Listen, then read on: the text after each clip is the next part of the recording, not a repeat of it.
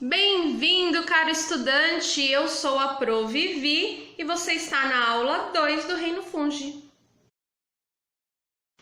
E nessa aula vamos tratar sobre o que, Pro Vivi? Vamos falar da classificação dos fungos. Vamos falar de alguns grupos dentro desse reino, os principais e mais conhecidos, tá? E a classificação dos fungos, ela ainda é um assunto um pouco polêmico, bastante estudado, então vira e mexe, muda uma classificação ou outra, um fungo que está num grupo passa para o outro, e isso vai mudando conforme os estudos, principalmente moleculares, vão surgindo e sendo publicados.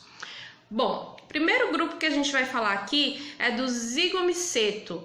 Esse grupo, esse filo dos zigomicetos, ele inclui, por exemplo, o bolor do pão, aquele bolor preto do pão. E muitos dos fungos que estão dentro dessa classificação são usados em processos industriais, como por exemplo para fazer o molho de soja, ou então o molho shoyu, né, o molho de soja, e também em produtos fármacos como anti-inflamatórios. Próximo grupo que vamos falar aqui é o dos basidiomicetos. Basidiomicetos, eles são os mais conhecidos popularmente porque estão incluídos nesse grupo aqueles fungos comestíveis, como o champignon, o shiitake, e tem alguns outros também não comestíveis, como orelhas de pau, por exemplo. Eles são os mais conhecidos popularmente porque o corpo de frutificação, o micélio reprodutivo, ele é bastante visível, ele fica bem à mostra ali no solo, ou então naquela matéria em decomposição, como um tronco de árvore, por exemplo. Então, eles são bastante conhecidos por serem visualmente fáceis de identificar. Próximo filo é o ascomiceto.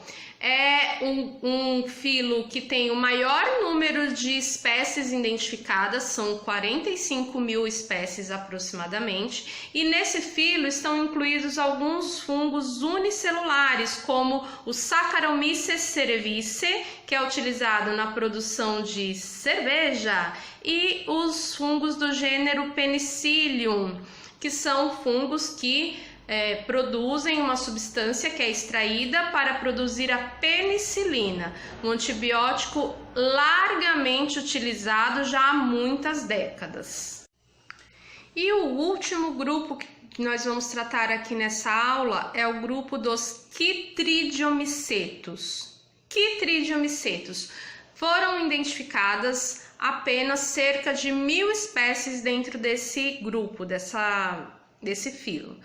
Mas então por que é tão importante falar dele? Porque através de estudos moleculares se identificou que esses foram provavelmente os primeiros fungos que surgiram, e eles vieram muito provavelmente de um ancestral protista flagelado, o que deixa esse grupo dos fungos do reino fungi evolutivamente muito próximo dos animais. Os fungos, eles estão mais próximos evolutivamente dos animais do que das plantas. Outras características que colocam nessa proximidade entre animais e fungos são algumas características compartilhadas entre os dois reinos, fungi e animal. Quais são essas características? Os fungos, assim como os animais, mantêm uma reserva energética em forma de glicogênio. E os fungos também apresentam uma parede celular formada por um polissacarídeo, que é a quitina. Aí você vai lembrar que, poxa, planta também tem parede celular. Sim, mas a parede celular das plantas é formada por celulose, um polissacarídeo que não é encontrado nem no reino fungi e nem no reino animal.